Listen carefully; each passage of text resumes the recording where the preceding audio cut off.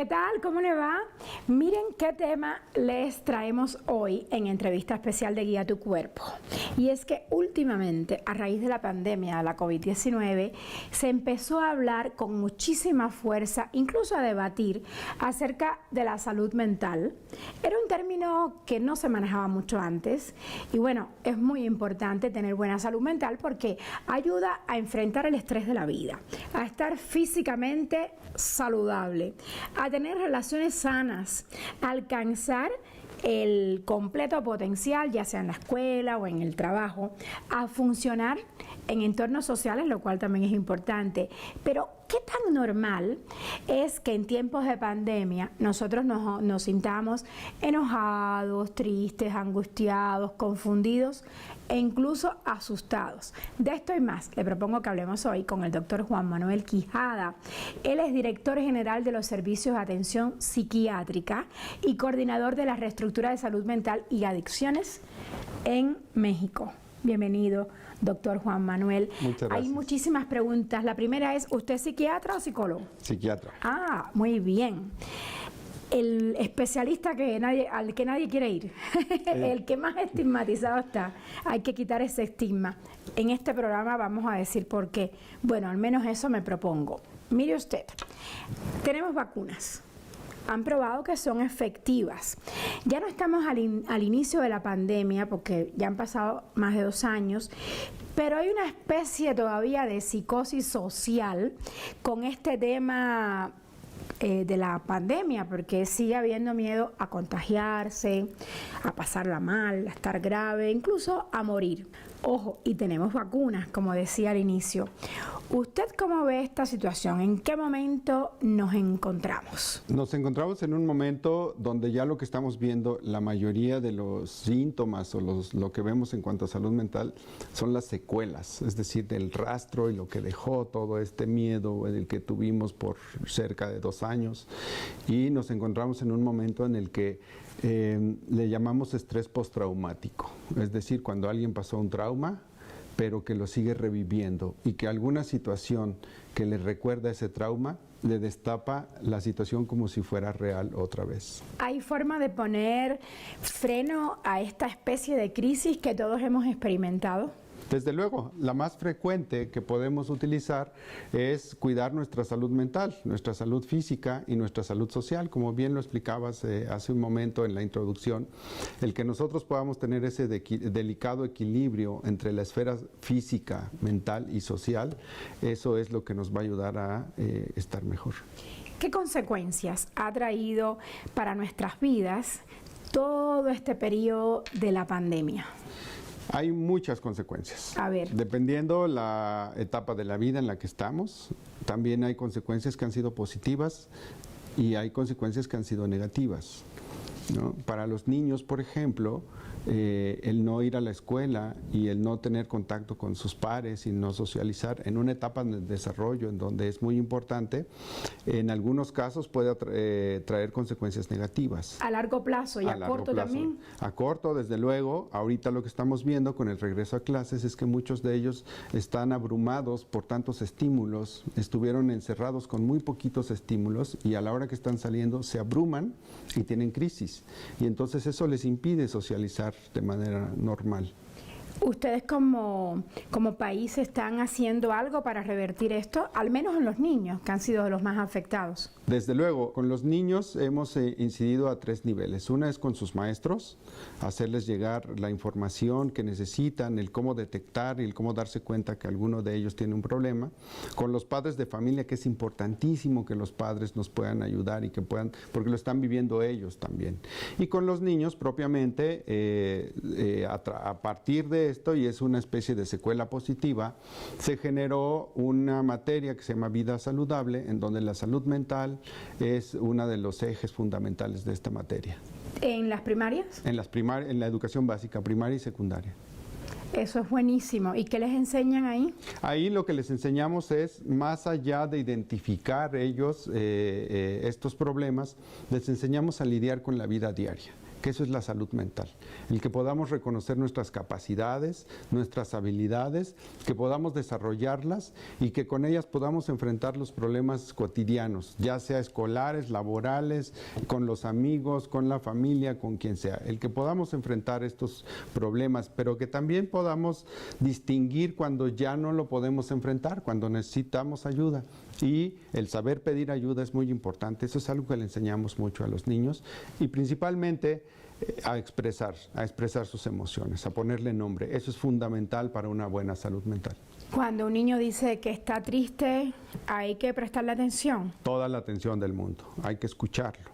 Hay que validar su emoción, hay que preguntarle cosas alrededor de esa tristeza, qué está pasando, de dónde viene, desde cuándo, qué tan profunda puede ser, ¿no? Y cómo siente él que le está afectando, en qué momentos del día se sucede y alrededor de qué circunstancias. Desde luego, la mejor manera de saber lo que está pasando en uno de nuestros hijos, si tiene un síntoma o nos manifiesta, es escucharlo. No hay mejor manera de saber lo que el otro está pensando que escuchándolo. Siempre escuchar es de sabios. Por ahí anda un dicho que dice así. Doctor, nos llega la primera pregunta de las redes sociales y es un usuario de @TelesurTV y pregunta a usted, al doctor Juan Manuel, si existe la COVID psicológica. Así como tal, no lo tenemos tipificado. Más bien lo que sí existe es cuando alguien tiene COVID, hay secuelas psicológicas, es decir, hay alteraciones en la memoria, hay alteraciones en la atención, en este tipo de funciones que utilizamos todos los días en el cálculo, que se pueden ver afectadas y le llamamos COVID largo. Y en este COVID largo, una de las partes más importantes es precisamente los síntomas en cuanto a la salud mental. Al inicio del programa hablábamos de qué tan normal es sentirse, aún hoy, cuando hay vacunas y son efectivas, sentirse angustiado, preocupado, estresado por la existencia aún entre nosotros de la COVID. Ahora mismo en México hay una nueva ola y un montón de personas a nuestro alrededor están contagiadas. Claro, es completamente normal que podamos sentir angustia, podamos sentir miedo. De hecho, los humanos tenemos un sistema de protección ante el peligro y eso es lo que se activa. Y este sistema de protección nos da de dos, o enfrentar el peligro o huir del peligro. Y nos pone en condiciones físicas y psicológicas para poder hacer este enfrentamiento del peligro. Definitivamente la COVID es una situación peligrosa, el virus es una situación peligrosa que está allá afuera, que no lo podemos ver y esto activa nuestra respuesta al peligro. Entonces nos dan ganas de correr, nos dan ganas de gritar, nos dan ganas de huir, tenemos pesadillas, pensamos que nos vamos a contagiar y tenemos pensamientos catastróficos, se nos altera el sueño, se nos altera el apetito. Todos estos síntomas son propios de una activación de nuestro sistema de defensa ante el peligro. Ahora, ¿qué tanto se incrementaron los problemas de salud mental con la pandemia?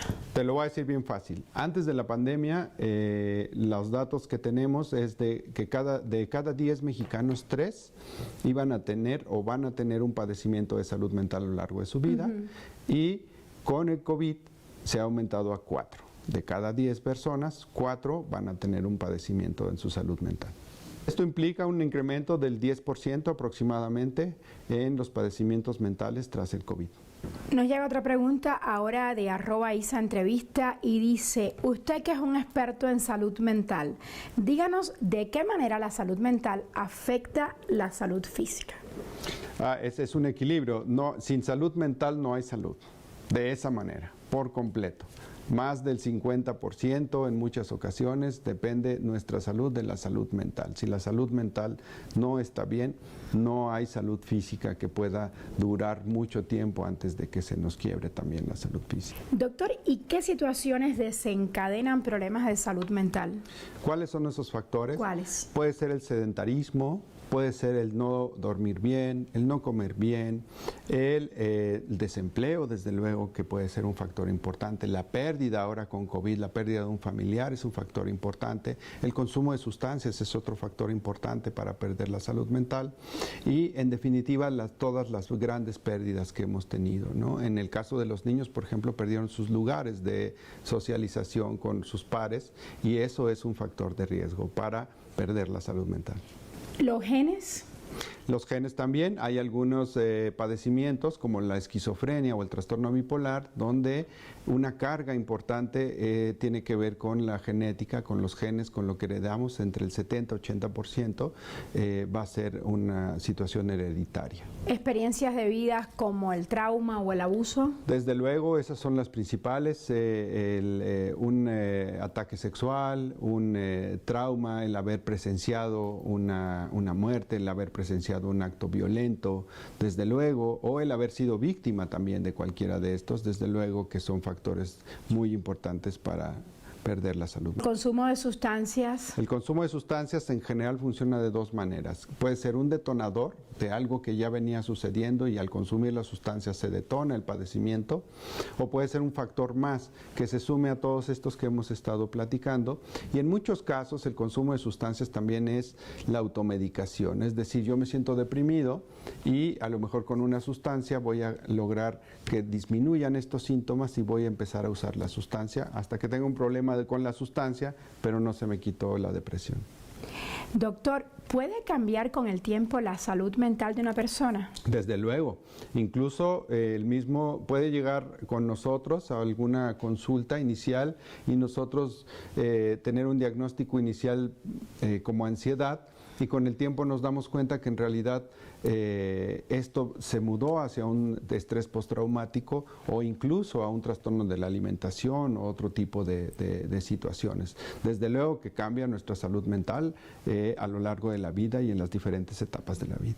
La siguiente pregunta la quiero hacer de una manera diferente. Me gustaría enunciarle algunas situaciones para que me diga si son señales o no de advertencia de tener un problema de salud mental. Cambio de pareja. Cambio de pareja es un factor de riesgo. Cambios en sus hábitos alimenticios o de sueño. Eso es un síntoma, sí. Abandono de los hijos. Factor de riesgo. Aislarse de las personas y actividades que disfruta. Un síntoma. Tener nada o poca energía para hacer las cosas. Síntoma.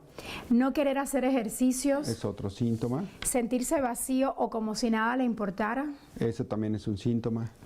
Tener dolores y molestias inexplicables. Puede ser un síntoma, aunque es muy inespecífico, pero puede ser un síntoma de algunos padecimientos. Sentirse impotente o sin esperanza. Claro, síntoma de depresión. Obsesionarse con otra persona, supongo que sea con un amante o algo así. También es un síntoma que puede detonar o puede ser parte de un padecimiento. Fumar, beber o usar drogas. Esos son factores de riesgo. Sentirse inusualmente confundido, olvidadizo, enojado, molesto, preocupado o asustado. Ese puede ser un síntoma. Tener cambios de humor severos que causen problemas en sus relaciones. También es un síntoma muy común. Ahora nos dicen tener pensamientos y recuerdos que no se pueden sacar de la cabeza. Desde luego es un síntoma. Tener insomnio y pesadillas. Ese es uno de los primeros síntomas, de hecho. Escuchar voces o creer cosas que no son ciertas. Definitivamente es una alucinación y eso es un síntoma. Pensar en lastimarse a sí mismo o a otros. Eso es incluso hasta un síntoma grave. Ser violento. Eso también es un síntoma, aunque en algunas ocasiones habría que distinguir entre la agresión y la violencia. No poder realizar tareas cotidianas como cuidar a sus hijos o llevarlos a la escuela. Ahí ya perdimos la salud mental. Y cuando no quieres ir al trabajo, no quieres cumplir con tus deberes también. Cuando nosotros dejamos uno de nuestros ejes o nuestros campos de la vida descubierto por los síntomas que estamos teniendo, es un claro dato de que hay un padecimiento. Interesante. Cuando regresemos a la pausa, quiero saber si estas señales de advertencia son señales estándar o depende del país o la cultura con la que uno se relacione. Ya volvemos para seguir conversando con el doctor Juan Manuel Quijada.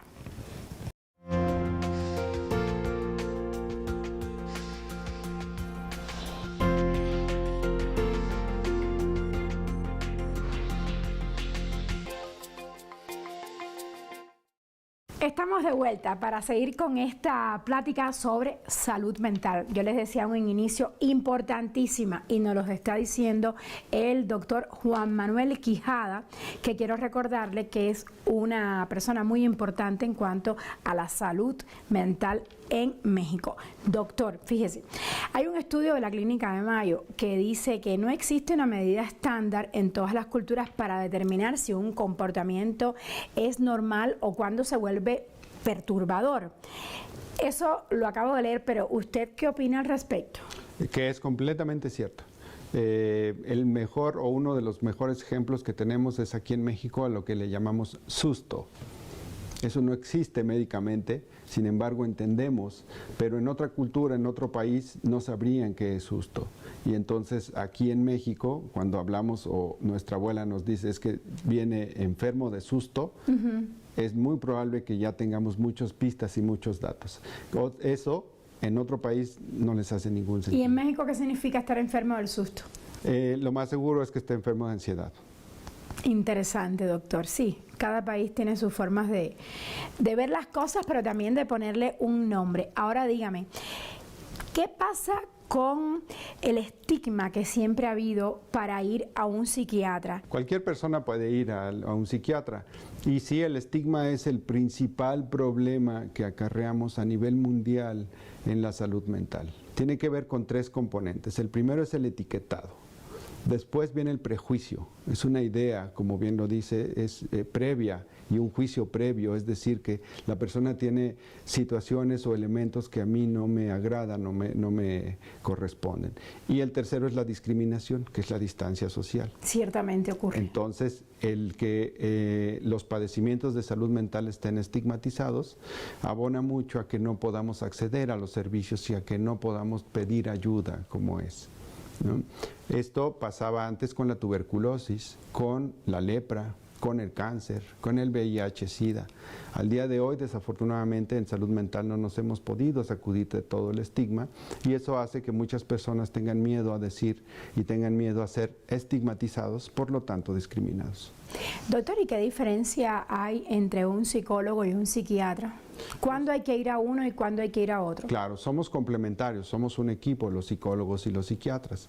Los psiquiatras somos médicos que hacemos una especialidad después de hacer la carrera de medicina y esta especialidad nos permite ahondar en términos farmacológicos principalmente y un psicólogo es alguien que da terapia y que en realidad su cura es con las palabras. Está demostrado que la medicina que utilizamos los psiquiatras y la terapia llegan al mismo punto. Doctor, ¿y qué tan común es que las personas vivamos con trastornos mentales y no nos demos cuenta? Es muy común, tan común como que, por ejemplo, aquí en México la ansiedad tarda entre 5 y 10 años en ser diagnosticada, ¿no? Las personas sienten palpitaciones y entonces van al cardiólogo y les dicen no tienes nada. Y luego sienten que no pueden respirar y van al neumólogo y no tienes nada. Y se marean y van al otorrino y no tienen nada. Y todo eso es depresión y ansiedad. Todo eso en realidad es un síndrome ansioso y entonces pasan entre 5 y 10 años en estar haciendo estudios, en estar yendo con muchos médicos hasta que les dicen que lo que tienen es un trastorno de ansiedad. Y que necesitan una pastillita que esa solo la manda el psiquiatra. Y que con esa pastillita, en cuestión de un mes, van a estar mucho mejor de lo que estuvieron en los 5 años previos. Importantísimo, doctor. Ahora nos llega un tuit de la cuenta de @telesurenglish y dice: ¿puede una persona con enfermedad mental llevar una vida normalizada si está bajo tratamiento? Por supuesto, y eso es la idea y eso es lo que buscamos, que las personas puedan seguir con sus actividades cotidianas, enfrentando los problemas cotidianos de la vida diaria y puedan estar en un tratamiento. La mayoría, de hecho, de nuestros pacientes, la mayoría de nuestros consultantes están en su tratamiento y están haciendo sus actividades cotidianas. Otro tuit, pero de la cuenta @guía tu cuerpo TLS, que es nuestro programa gemelo, y dice así: ¿cuál es el rol de la familia en la recuperación de un paciente con trastorno o enfermedad mental? Claro, el rol es sumamente importante. Nosotros en psiquiatría estudiamos desde la teoría sistémica del enfoque de la la teoría general de los sistemas. Y esto tiene que ver con que en una familia, con alguien que esté enfermo, toda la familia lo está padeciendo. Pero también para encontrar la cura o encontrar la recuperación, también la familia tiene que estar involucrada para que lleguemos a esta recuperación. Nos ha mencionado mucho la palabra ansiedad y ya yo estoy ansiosa porque nos explique qué es la ansiedad y si hay que estarla controlando, evitando. ¿Cómo se enfrenta a la ansiedad? Es un sistema de defensa, es normal, es natural, pero cuando hay un peligro y la ansiedad responde a este peligro y a la intensidad de este peligro. Cuando no hay tal peligro y se desencadenan estos síntomas, palpitaciones, falta de aire, sudoración, querer partir de ahí o no estar ahí, inquietud, es cuando estamos ante un trastorno de ansiedad. Si en ausencia de ese peligro, si ese peligro y la respuesta corresponden, estamos ante una respuesta completamente normal. En el caso de los niños, ¿qué puede ser un detonador de ansiedad? La violencia dentro de casa, el consumo de sustancias, la pérdida de algún familiar, desde luego, o el abuso directamente hacia los niños les puede detonar ansiedad. Y ellos lo manifiestan mucho con síntomas físicos como dolor de cabeza o dolor de estómago. Nos dicen, me duele el estómago, me duele la cabeza. Cuando empieza a ser muy frecuente esto, hay que tomar atención. Doctor, ¿y es válido juzgarse a sí mismo por tener ansiedad? No, al contrario.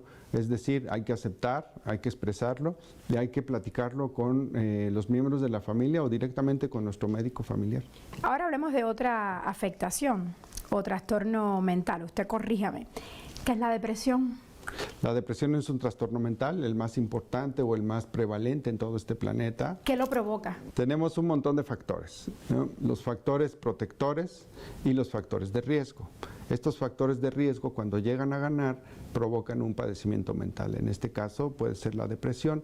Muchos de esos tienen que ver con el abandono, con la mala nutrición, con el sedentarismo, con el consumo de sustancias, con factores, incluso con lo genético, que en un punto dado algo los detona, un evento, y viene la depresión. ¿Qué tan malo es vivir con depresión, incluso con ansiedad, y no atenderlo? Al día de hoy, la depresión es la tercera causa de incapacidad laboral en México. Tenemos un gran problema. Esto es que no nos podemos levantar a hacer nuestras actividades cotidianas. Los que tienen un empleo, pero pensemos en los que van a la escuela, dejan de ir a la escuela. O los que están a cargo en casa, que también es un gran trabajo, dejan de hacer sus actividades en casa. Entonces llega un punto en el que el deprimido no se quiere levantar de la cama, no está disfrutando nada y puede agravarse hasta tener ideas de muerte. ¿Ha aumentado la tasa de suicidios o de personas que desean quitarse la vida a raíz de la pandemia? Desde luego, ha aumentado la tasa y principalmente en jóvenes entre 14 y 29 años de edad es donde hemos visto un aumento. Las mujeres lo intentan más, los hombres lo cometen más, los métodos que utilizan los hombres son más letales, es de ahí la diferencia. Sin embargo, en los jóvenes hemos visto un aumento muy importante y preocupante en la tasa de suicidio. ¿Tienen un plan ustedes como gobierno para revertir esto? Desde luego, tenemos el Programa Nacional de Prevención de Suicidio, único en Latinoamérica, en donde partimos de las funciones esenciales de la salud pública que tiene que ver con la vigilancia, con el estado de las cosas, con programas para cada región y para cada cultura y para cada comunidad, y que esto volvamos a evaluarlo, volvamos a hacer y hagamos intervenciones muy específicas, porque eso requiere el fenómeno del suicidio. No es lo mismo lo que detona el suicidio aquí en México que lo que detona el suicidio en Colombia. Doctor, nos preguntan de la red social @AISAentrevista si es verdadero o falso que la comida que consumimos afecta nuestro cuerpo y afecta nuestra mente. Verdadero. ¿Por qué? Porque lo que comemos va directamente a nuestro cuerpo, a la producción de las proteínas, de las hormonas, de las sustancias químicas que regulan nuestro cerebro, nuestro sistema nervioso central. ¿Quiere decir esto que hay alimentos que nos hacen sentir mejor? Y hay alimentos que nos hacen sentir peor. A ver, póngame no directamente, el chocolate nos hace sentir mejor. Porque eleva las endorfinas, pero nos engorda. Pero no, si lo comemos a diario, ¿no? Las grasas saturadas generan obesidad, generan sedentarismo y nos van a afectar la salud mental. ¿Existe alguna relación entre la diabetes tipo 2, por ejemplo, y la salud mental? Desde luego. Una vez que alguien es diagnosticado con diabetes, hasta el 40% de los que son diagnosticados van a cursar con depresión. No solamente por enterarse del diagnóstico, sino por este mal funcionamiento que se sucede con la diabetes. Todos estos cambios en el cuerpo que se van a suceder, principalmente a nivel del sistema nervioso central, van a terminar siendo un factor importante para desarrollar algún padecimiento de salud mental. ¿Y qué otras enfermedades? ¿Problemas de las tiroides? ¿Qué más? Cáncer, VIH son los más comunes. Casi siempre alguien que tiene cáncer o VIH también tiene. La obesidad también es un problema, un factor importante. En general, la mayoría de las enfermedades, cuando estas son crónicas o agudas, van a tener una afectación en nuestra salud mental. Y van a provocar, sobre todo, depresión. Que es lo más común, y depresión y ansiedad. ¿Qué nos recomienda para evitar tener un problema de salud mental? ¿Qué técnicas existen? Hay un montón de técnicas. Tenemos que pensar siempre en tres esferas: en la esfera física, en la esfera mental y en la esfera social. En la esfera física, mantener una alimentación, como lo hemos estado diciendo, buena hidratación, actividad física. En la esfera mental, tener espacios a solas, tener vínculos positivos en la familia, en casa. Y en lo social, definitivamente tener contacto con la comunidad, tener actividades y tener una red que nos pueda proteger y que nos funcione precisamente como un factor de protección y no un factor de riesgo. Doctor, nos llega una pregunta de la red @TelesurEnglish y dice: ¿la meditación ayuda a relajar la mente? La meditación ayuda mucho y hay diferentes maneras también de poder ayudarnos. En el caso de la meditación, el poder concentrarnos, el poder tener un espacio para nosotros, el poder ver y revisar nuestros pensamientos, nuestro día, nuestra interacción con los demás, definitivamente es algo que todos deberíamos de practicar. ¿Al menos cuánto tiempo? Por lo menos una media hora al día, en la mañana o en la noche. Media hora al día. Por lo menos. Es muchísimo tiempo para uno, pero bueno, hay que tomárselo, hay que tomarse ese tiempo para relajar la mente. Gracias, doctor Juan Manuel, por estar hoy con nosotros en entrevista especial de Guía a tu Cuerpo. Ya lo escucharon. Y tenemos muchas cosas a la mano, las explicó el doctor. Hay que tomar medidas para mejorar la salud mental, como hacer deporte, hacer meditación y usar las técnicas de relajación que tenemos a la mano y que nos van a permitir, a fin de cuentas, desviar la atención de los pensamientos negativos y poder involucrarnos con el mundo que nos rodea, como de muy buenas vibras. Nos vemos en 7 días. Cuídese mucho y ámese más.